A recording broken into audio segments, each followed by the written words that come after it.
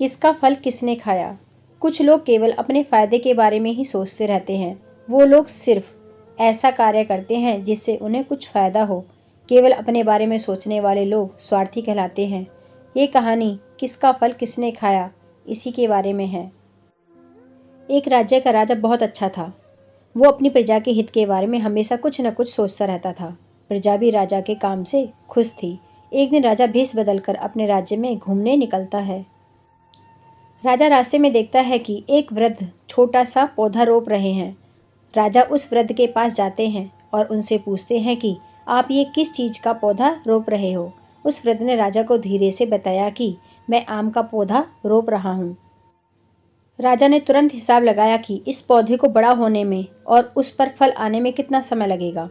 हिसाब लगाकर उसने आश्चर्य के साथ वृद्ध की तरफ देखा और कहा, अरे दादाजी, इस पौधे को बड़ा होने में और उस पर फल आने में कई साल लग जाएंगे। तब तक क्या आप जीवित रहोगे? राजा को ऐसा लग रहा था कि ये दादाजी ऐसा काम कर रहे हैं जिसका उसे कोई फ़ायदा नहीं होगा।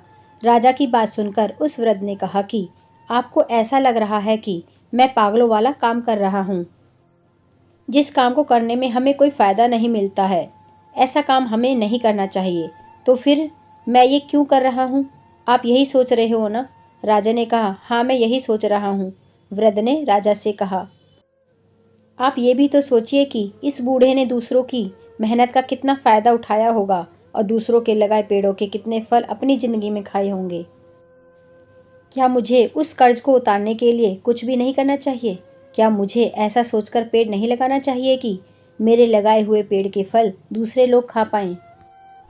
वृद्ध ने यह भी कहा कि जो लोग केवल अपने लाभ के बारे में ही सोचते हैं और जिसमें खुद को लाभ होता है ऐसा ही काम करते हैं, वो लोग स्वार्थी होते हैं। वृद्ध की बात सुनकर राजा बहुत खुश हो जाते हैं और उसे कुछ अच्छा सीखने को मिलता है। इस कहानी से हमें यही सीखने को मिलता है कि केवल अपने लाभ के बारे में सोचकर काम करने वाले लोग स्वार्थी होते हैं। धन्यवाद।